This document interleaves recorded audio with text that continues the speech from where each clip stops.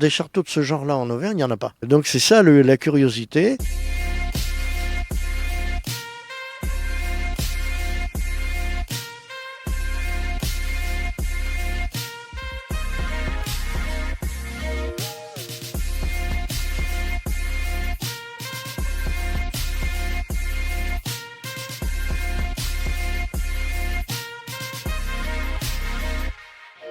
Je suis la 5e génération ici, dans cette propriété familiale. Nous sommes arrivés un petit peu par hasard le 2 décembre 1856. Tout simplement parce que mon ancêtre s'était rapproché de l'Auvergne. Il avait épousé une effiatoise qui s'appelait Eudoxie Mandon. Il vivait à Clermont. La coïncidence a fait qu'un marchand de biens, 10 ans avant, avait acheté ce château. N'avait pas prévu que 16 mois plus tard, il y aurait la révolution de 1848. Et se trouvant avec un château de niveau royal, parce que là, dans ce que vous regardez aujourd'hui, il ne reste que la moitié de ce qu'il y avait. Et c'est comme ça que mon ancêtre, prévenu par son beau-père, M. Mandon, qui était le maire d'Effia, la famille s'installe ici, et finalement elle est restée. Voilà. On s'est attaché à ces vieilles pierres, de génération en génération. Le parc lui-même, là, il fait à peu près 7-8 hectares.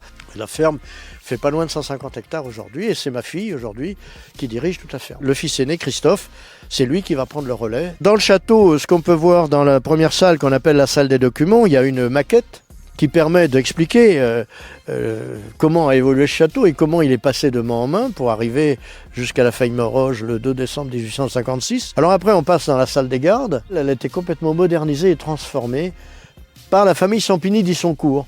C'est celle qui est restée ici de 1727 à 1846. C'est elle qui a vendu au fameux marchand de biens. On rentre dans un salon Louis XIII. Alors là, tout à 400 ans, c'est assez extraordinaire. Et donc on a un très beau plafond peint, on a des parquets d'époque, des meubles d'époque. Ça fait déjà beaucoup de choses à voir. Emblématique en Auvergne et surtout très original par son architecture, car des châteaux de ce genre-là en Auvergne, il n'y en a pas. Donc c'est ça la curiosité. Eh bien, Albert II de Monaco, effectivement, est un descendant de la famille Coiffier-Rusé d'Effia. Parce que le 15 juillet 1777, Louise Félicité Victoire d'Aumont, descendante par les femmes des Coiffier, va épouser Honoré IV, prince de Monaco. Et Honoré IV, c'est l'ancêtre direct absolument d'Albert II. Donc voilà l'explication.